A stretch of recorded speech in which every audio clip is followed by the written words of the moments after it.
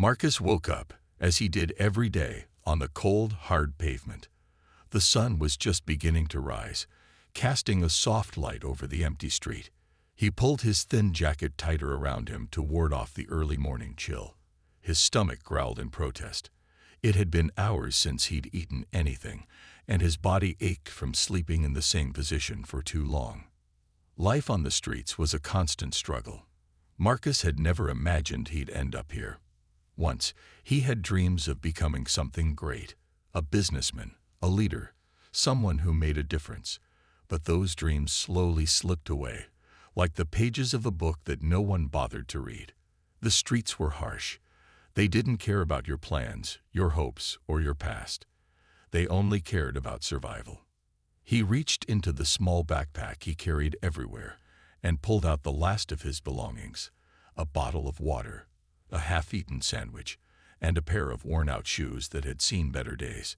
His shoes had holes in them, and the soles were coming off, but they were still his shoes, and they carried him from one place to the next. Marcus had learned to keep his expectations low. He didn't ask for much: a warm meal, a place to sleep, a moment of kindness from a stranger. Those were the things he cherished. But those moments were few and far between. Most people passed by him without even a glance, avoiding eye contact as if he were invisible. He understood. After all, who wanted to acknowledge a homeless man on the street? Who wanted to be reminded of the harsh realities that could be just around the corner for anyone? Yet, in the quiet moments, when the street was calm, Marcus couldn't help but wonder what had gone wrong. He thought about his family, his old friends, and the opportunities he once had. He had been a bright young man with a promising future, but life had thrown one curveball after another. Job loss, family issues, personal struggles. They all added up, and before he knew it, he was out on the streets. But still, despite the odds, Marcus held on to something deep inside him: hope. It wasn't always easy to find, but it was there. It was the small voice that whispered, "Things can get better." It was the thought that maybe, just maybe, there was something better waiting for him. He had to believe that, or he wouldn't be able to take another step. As he sat there on the sidewalk, watching people walk by, he saw that most of them were busy with their own lives. Some were rushing off to work, others chatting with friends, and a few were lost in their phones. Marcus often wondered what it must be like to have a normal life, to have a place to go, people to see, and a purpose.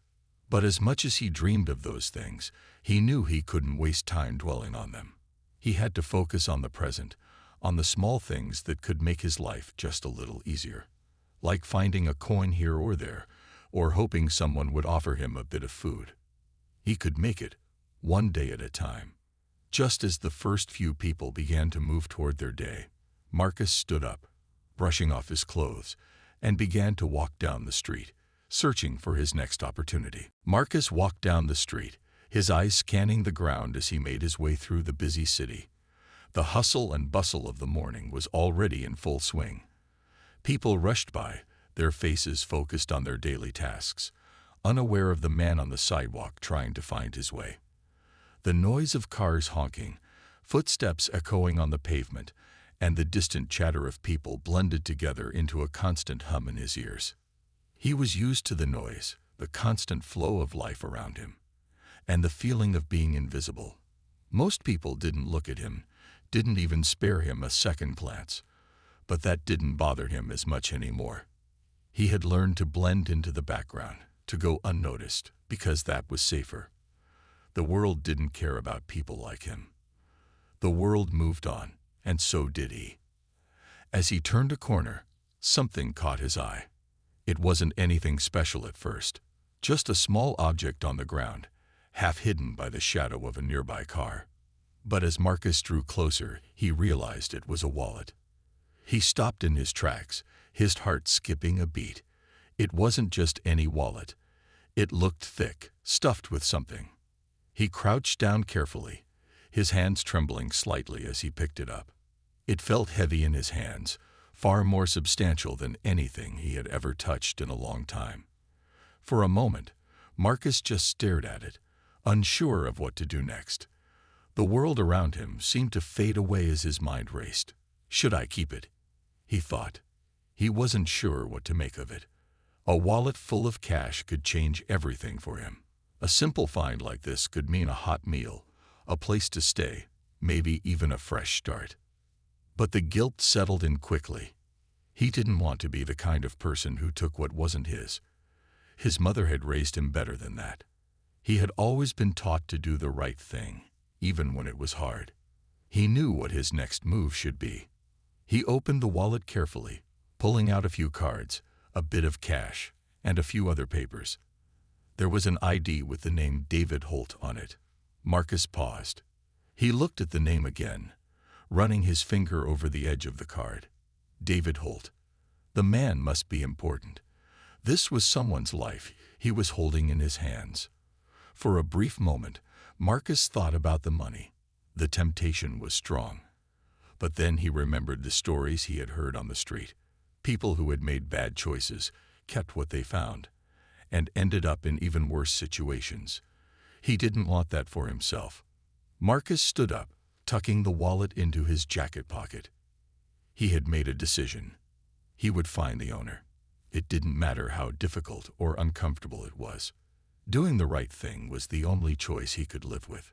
So he began walking again, scanning the street for any sign of the wallet's owner. He didn't know where David Holt lived, but he was determined to return what he had found. It would be hard. He didn't have a phone, didn't know how to track someone down in a world where everyone was always moving. But he wouldn't give up.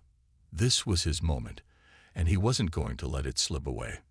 As he walked on, the weight of the wallet seemed to grow heavier, not because of the cash inside, but because of the responsibility it represented. Marcus walked through the streets, the weight of the wallet in his pocket feeling heavier with every step. He had made the decision to return it, but now that the task was in front of him, he found himself doubting his own actions. What if I can't find this person? He wondered. What if they don't even care that I've gone out of my way to return it? The thought made his heart heavy, but he shook it off. He had already decided. There was no turning back now. As he walked, he thought about the kind of person who might lose something so valuable. The ID in the wallet had a picture of a middle-aged man with neatly combed hair, wearing a business suit. It looked like a professional, someone who had their life together. Marcus couldn't help but imagine how different his own life might have been if he had been the one with a steady job, a nice suit, and the kind of life that allowed for mistakes, like leaving a wallet behind. But life hadn't been kind to him. He had lost so much. And now, here he was, living on the street, trying to find meaning in every small decision.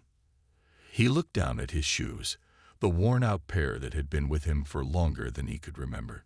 He had once been proud of his shoes, of the way he dressed, of the person he thought he was going to become.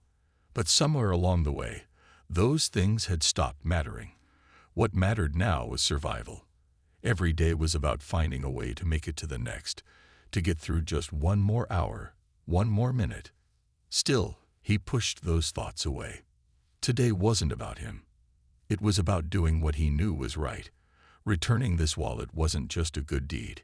It felt like a chance to redeem himself in a world that had long since forgotten him. Every step toward finding the owner of the wallet felt like a step away from the person he had become, a man who accepted the streets as his home. After walking for what seemed like hours, Marcus finally found a small cafe where people sat sipping coffee and reading newspapers. He knew it was a long shot, but he hoped someone in there might know the man whose wallet he had found.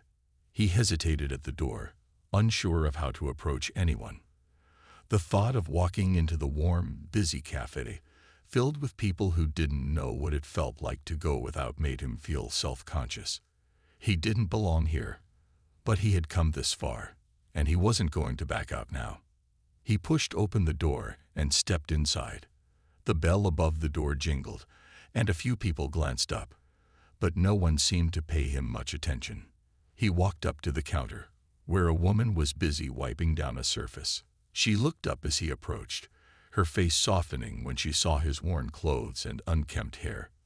I found this wallet," Marcus said, his voice a little shaky. "I'm trying to find the owner." The woman raised an eyebrow, clearly surprised. "You found it here?" she asked, glancing around the cafe as if expecting the owner to be sitting at one of the tables. "No, I found it on the street, just outside," Marcus explained, pulling the wallet out of his pocket and holding it out to her. "I don't know the man, but I thought maybe someone here might know him." The woman took the wallet from him and looked at the ID inside. "David Holt," she muttered to herself. "I think I've seen him around here before." Marcus felt a small sense of relief. Maybe he was getting closer to returning the wallet after all. "Do you know where I can find him?" he asked, his heart pounding as he waited for her answer. She looked at him for a moment, studying his face, then smiled. "I think he works in that office building down the street," she said, pointing in the direction. "It's a tall one, right near the corner. He's usually there around this time." Marcus thanked her, his mind racing as he stepped back out into the street. It wasn't over yet, but he was closer now. He just needed to find the office building and hope David Holt was there. Marcus walked briskly down the street, the office building now in sight. His heart raced as he thought about how close he was to returning the wallet. The morning had been a blur, filled with uncertainty, but now, with each step, the end of this journey seemed just around the corner. He couldn't help but feel a sense of purpose as he approached the building. This wasn't just about finding the wallet's owner. It was about doing something right, something that felt meaningful. The office building loomed ahead, tall and sleek, with shiny glass windows that reflected the sky above. Marcus stopped in front of the building, looking up at its towering structure. He had passed by this building many times, but had never thought much about it. Now, it felt different. Now, it was the key to returning the wallet, to completing this unexpected mission he had set for himself. Taking a deep breath, Marcus entered through the revolving doors. The cool air inside hit him, and for a moment, he felt out of place. The polished floors, the well-dressed people walking by in a hurry, it all seemed so foreign. He adjusted his jacket, tried to smooth down his unkempt hair, and walked over to the receptionist's desk, his steps a little unsure. The receptionist looked up from her desk as he approached.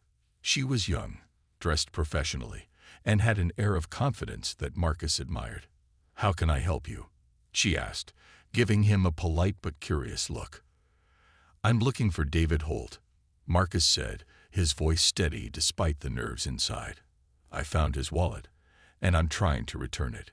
The receptionist's eyes widened slightly. She glanced at Marcus for a moment, then picked up the phone. "Let me see if he's in his office," she said, dialing a number. After a brief conversation, she hung up the phone and smiled at him. "He's here. Please take the elevator to the 10th floor. His office is at the end of the hall." Marcus nodded, his chest tightening as he made his way to the elevator. It was happening. He was going to meet David Holt, the man whose wallet he had found. He pressed the button, and the elevator doors slid open. As he stepped inside, the small space seemed to shrink around him. He took a deep breath, trying to calm his racing thoughts. What would David Holt be like? Would he be angry or grateful? Or would he even care? The elevator ride felt like it took forever, each floor passing by slowly as Marcus tried to prepare himself for whatever was waiting at the top. When the doors finally opened on the 10th floor, Marcus stepped out, walking down the hallway with a sense of determination. The walls were decorated with sleek artwork, and the carpet beneath his feet was plush. It all felt so polished and professional, a world away from the streets he had come from.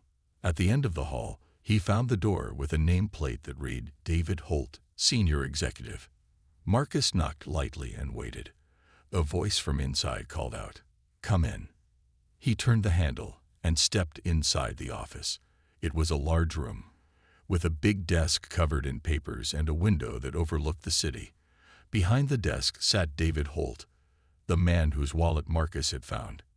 He was in his mid-40s, dressed in a sharp suit, and his expression shifted from concentration to surprise as he looked up at Marcus.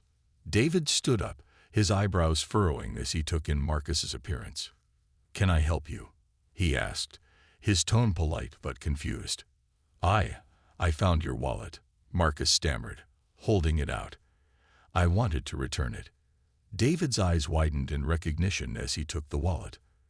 "I've been looking for that all day," he said, a look of relief crossing his face. "Thank you so much for bringing it back." For a moment, there was silence between them.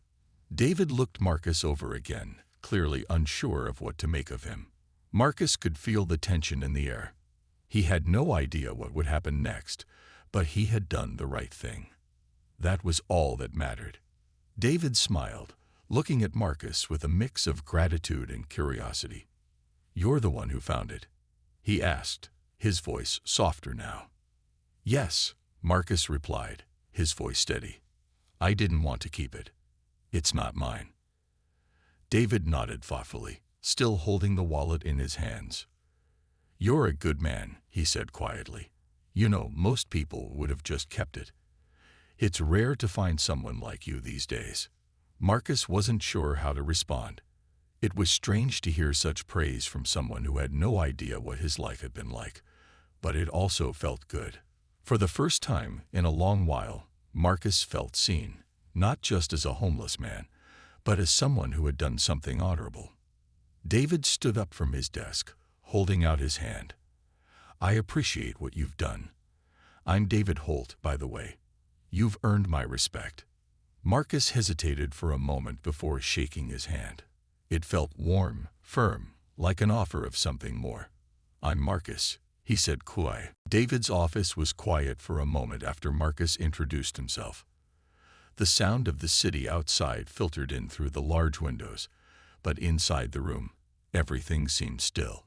Marcus wasn't sure how to feel about the situation. He had returned the wallet. But now what? He had done the right thing, but he wasn't expecting this. A moment of recognition, a handshake from a man who lived a life that felt so far removed from his own. David was still holding the wallet, looking down at it as if he were contemplating something. Finally, he looked up at Marcus and smiled. "You've done something rare today, Marcus. Not many people would go out of their way like this." Marcus shifted his weight, unsure of how to respond. His mind was spinning. He hadn't expected much from this encounter, just the simple act of returning a wallet. But here he was, standing in an office, a place he never imagined he would be, and feeling like maybe, just maybe, this could be the start of something different. But what? David's voice broke through his thoughts. "I run a charity," he said, his tone casual but sincere. "We help people who are going through tough times, like you. I've seen a lot of people fall through the cracks, people with potential, but no one to help them along the way." David paused, his gaze steady on Marcus. "I think you have a lot of potential, too." The words caught Marcus off guard. He had always seen himself as someone stuck, someone whose potential had slipped away a long time ago. The idea that David saw something in him was almost too much to believe. "Me?" Marcus asked, his voice tinged with disbelief. I'm just trying to survive." David nodded, his expression thoughtful. "I understand. Life can be hard. But sometimes, all it takes is someone giving you a chance. You've shown more integrity today than many people I know, and that's something valuable." Marcus felt a lump form in his throat. He didn't know how to respond to that. No one had ever said anything like that to him before. Most people looked past him, as if he was invisible. Even his family had stopped calling a long time ago. But David was offering him something, a way out of the life he had come to accept. David leaned back in his chair, folding his arms. "I could use someone like you at my charity. There's always work to be done, whether it's organizing events or just helping out in the office. It's not glamorous, but it's a start. And you don't have to be alone in this. You'd have a team." Marcus's mind raced. A job, an opportunity. It all seemed too good to be true. He had spent so long just trying to get by, never thinking that something like this could happen to him. But here it was, staring him in the face. David's eyes softened as he continued, "I'm not offering you a handout. I'm offering you a chance to work for something better. It's up to you whether you want to take it." For a moment, Marcus didn't know what to say. He had been living on the streets for so long that the idea of a real job, of being part of something, felt foreign. But he couldn't deny the sense of hope that started to stir inside him. Maybe this was the opportunity he had been waiting for. Maybe this was his chance to change everything. Finally, Marcus spoke, his voice quiet but steady. "I don't know if I'm ready for this. I've been on my own for so long. I don't even know where to begin." David smiled again, and his voice was reassuring. "I understand. It won't be easy, but nothing worth having ever is. And you don't have to figure it all out today. You can take small steps. I'm offering you a place to start." Marcus felt a flicker of hope, something that had been absent for so long. He thought about what David was saying, about the possibility of a life beyond survival, a life with a future. He had nothing to lose and everything to gain. "I'll give it a try," Marcus said, the words feeling strange but empowering. "I'll try." David extended his hand again, this time with a firm, confident shake. "Welcome aboard, Marcus. Let's get started." For the first time in a long while, Marcus felt like maybe, just maybe, things were about to change.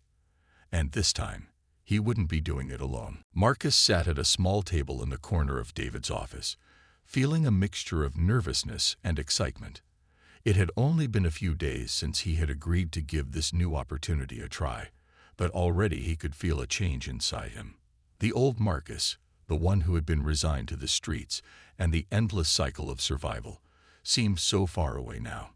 He could almost believe that he was on the verge of something better, but it wasn't easy to shake off the doubts that still lingered in the back of his mind. David had given him a few tasks to get started with. Nothing too difficult, just organizing some files and helping out around the office. At first, Marcus felt awkward, out of place among the well-dressed professionals who moved with purpose. He had spent so long in a world where no one cared about neatness or professionalism, where the goal was just to get through the day, that working in an office felt like a completely different reality. But David had been kind, patient with him, and Marcus appreciated that more than he could say. As the days went by, Marcus began to settle into a routine. He woke up early, had a simple breakfast, and caught the bus to David's office, where he worked alongside a small team that was just as committed to the charity's mission as David was. The work wasn't glamorous, and sometimes it was repetitive, but it felt good to be doing something, to know that his efforts were making a difference. David didn't give him everything at once. He was patient, letting Marcus ease into the job at his own pace. At first, Marcus just did the small tasks, sorting papers, answering the phone, and running errands. But little by little, David gave him more responsibility, letting him handle client intake forms and meeting with some of the people who came to the charity for help. With every new task, Marcus felt a sense of pride he hadn't experienced in a long time. He was contributing to something bigger than himself. He was part of a team that cared about people. And the people. That was another part of the job that surprised Marcus. He had never been one to reach out to others, not since he had fallen out of contact with his family and friends. But working at the charity, Marcus began to meet individuals who had their own stories of struggle, hope, and resilience. It reminded him of himself, of the person he had once been. It gave him a sense of connection, a reminder that no one was truly alone, even when it felt that way. One afternoon, after a particularly long day of organizing files and paperwork, Marcus found himself sitting in the small break room, eating the sandwich he had brought from home. He had been thinking a lot about his life, about how far he had come in such a short time. It was strange, but for the first time in years, he felt like he had a future, something to look forward to, something worth fighting for. As he sat there, David came into the break room. He smiled when he saw Marcus. "How's everything going?" he asked, leaning against the doorframe. "Good," Marcus said, nodding. It's a lot to take in, but it feels good to be busy, to actually be doing something. David smiled, his expression genuine. You're doing great, Marcus. I can see the change in you already. And the team loves having you here. You're a good fit. Marcus felt his cheeks flush. He wasn't used to receiving compliments, especially ones that felt so sincere. It made him feel proud in a way he hadn't in a long time. I'm just trying to keep up, Marcus said, his voice a little quieter now. It's a big change. I don't know if I'm completely used to it yet, but I'm getting there. David nodded, a knowing look in his eyes. You don't have to have it all figured out right away. Life doesn't work like that. The important thing is that you're here, that you're trying. That's what matters. For a moment, Marcus just sat there, absorbing David's words. He had spent so much of his life feeling like he was falling behind, like he wasn't enough. But now, here he was, trying, and that felt like something worth holding on to. He didn't have all the answers yet, and he still had a long way to go, but for the first time in a while, he was starting to believe that he could make it. As he finished his lunch and returned to work, he felt a renewed sense of purpose.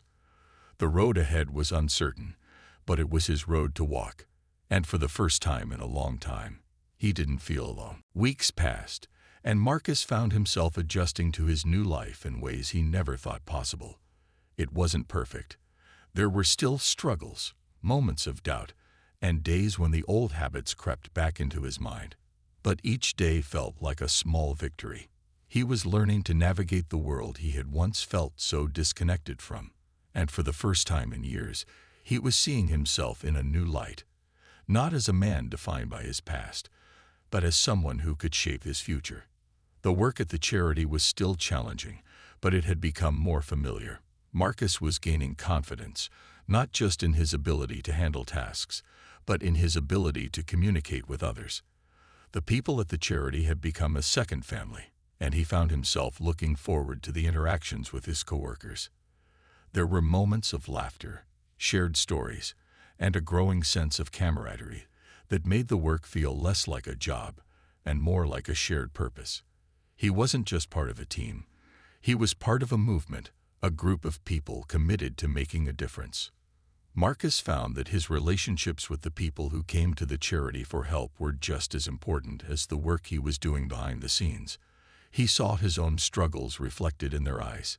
People who had faced hard times, who were trying to rebuild their lives, just like he was. It wasn't always easy. Some people came in with anger, frustration, and skepticism. But Marcus learned that listening, showing kindness, and offering a hand could make all the difference. Slowly, he began to realize that he was more than just a helper. He was a part of the healing process for others, just as the charity had started the healing process for him. One afternoon, after a particularly busy morning, Marcus sat down in the break room with a cup of coffee, his feet aching from running around the office. He looked out the window, watching the world go by. It was hard to believe how much had changed since that fateful day when he had found the wallet on the street. That single moment, that one decision to do the right thing, had set everything in motion. He had come so far, and yet he still had so much more to learn. David walked into the break room, looking as calm and collected as ever. "You doing okay?" he asked, noticing Marcus deep in thought. Marcus smiled up at him. "Yeah, I'm good. Just thinking." David sat down across from him, nodding. "I get it. You've come a long way, Marcus. I can see the difference in you. I remember when you first walked through that door. You didn't say much. You were unsure, and that was okay. But now, I can see the change in how you carry yourself. You're confident, and it's not just in your work. It's in the way you talk to people, the way you interact. You've got a real purpose now." Marcus looked at David, a bit surprised by the praise. "I never thought I'd be here," he said quietly. "I'd spent so much time just surviving, just getting by. I didn't know what it was like to have something more." David leaned back in his chair, his voice thoughtful. "That's exactly it. You were surviving. But now, you're living. You've got something to give, something worth sharing. That's the real difference. Marcus felt a warmth spread through him. It was a strange feeling, one he hadn't experienced in a long time. He had spent years living in survival mode, focusing only on getting by. But now, thanks to David and the charity, he was beginning to understand that life wasn't just about surviving. It was about living with purpose, about making an impact, no matter how small it seemed. The thought was both comforting and overwhelming. Could he really continue this path? Could he keep growing, keep building a life he could be proud of? The uncertainty was still there, lurking at the edges of his thoughts, but it didn't seem as terrifying as it once had. For the first time in ages, Marcus was beginning to trust that he had the strength to face whatever came next. As the days turned into weeks, Marcus's confidence continued to grow. He began to take on more responsibilities at work, helping to lead small projects, and even mentoring a few of the newer volunteers. He had become a cornerstone of the team, someone others could rely on. The charity was still his foundation, but now it felt like he was building something even bigger, a future he could be proud of. The journey was far from over, but Marcus no longer felt like he was walking it alone. He had people who cared about him, a purpose that gave him direction, and a sense of hope that he had thought was lost forever. Life wasn't perfect, but it was his. And for the first time in a long time, that was enough. The months passed by, and Marcus found himself in a place he never thought he'd reach. His routine was no longer a burden. It was a part of his life that he was proud of. Every morning, he woke up with a sense of purpose, his feet eager to take him to the charity where he now worked. It wasn't just about surviving anymore. It was about building a future that seemed more real with every passing day. One day, as Marcus was organizing a stack of files at his desk, David approached him, holding a piece of paper in his hand. "I've got something I want to discuss with you," David said, his voice steady but carrying a hint of excitement. Marcus looked up, his heart racing a little. He had no idea what David was about to say, but it was hard not to feel a growing sense of anticipation.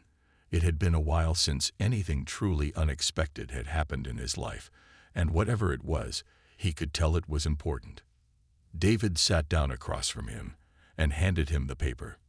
"We've been talking as a team about the future of the charity," he began, "and we think you'd be the perfect person to take on a leadership role here.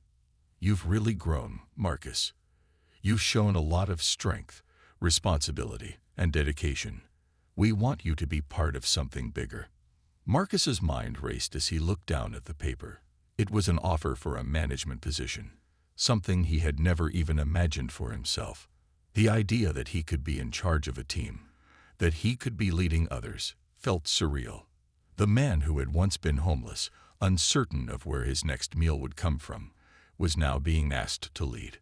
I don't know what to say," Marcus stammered, feeling a mix of excitement and doubt. "I never thought this could happen. I've come so far, but is it really me you want for this? I've been in this position for a while, and I'm still trying to learn." David smiled warmly, a reassuring expression on his face. "That's exactly why we believe in you, Marcus. You've always been willing to learn, to grow. You've come so far already, and I know you'll keep going. This position isn't just about experience. It's about heart, and you've got that in spades." Marcus felt his chest tighten, a wave of emotions flooding through him. This was the moment he had dreamed of, though he had never allowed himself to imagine it so clearly. He had never dared to think that he could be the one to make a difference, to inspire others the way David had inspired him. "I won't let you down," Marcus said, his voice steady now, filled with determination. David's smile widened. "I know you won't. You've already proven who you are. This is just the next step in your journey." The words hung in the air, and for the first time in a long time, Marcus believed them. He wasn't just a man who had stumbled through life, taking whatever came his way. He was a man with a purpose, a man who had fought for a chance, and now he was being given one.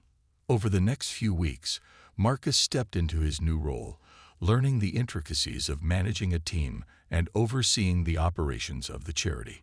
It was a lot of responsibility, but it felt right. It was exactly what he needed to keep moving forward. As he worked closely with the people he had come to care about, he felt a deep sense of fulfillment. He was not only changing his own life, but helping to change the lives of others. One evening, as he sat at his desk, reflecting on how far he had come, Marcus couldn't help but think back to that day when he had found the wallet on the street. It had been a moment of decision, a simple choice that had set him on the path he was walking now. That choice had changed everything. It had led him to David, to the charity, to this new life. It was a reminder that sometimes doing the right thing, even when it's hard, can lead to the greatest changes. As the days continued to pass, Marcus felt a quiet sense of pride. He wasn't just surviving anymore, he was thriving. He was living a life that had purpose, that had meaning, and for the first time in a long time, he felt like he had everything he needed to keep moving forward. His journey wasn't over, but it was no longer a journey of survival. It was a journey of hope, of possibility, and of a future that was entirely his own.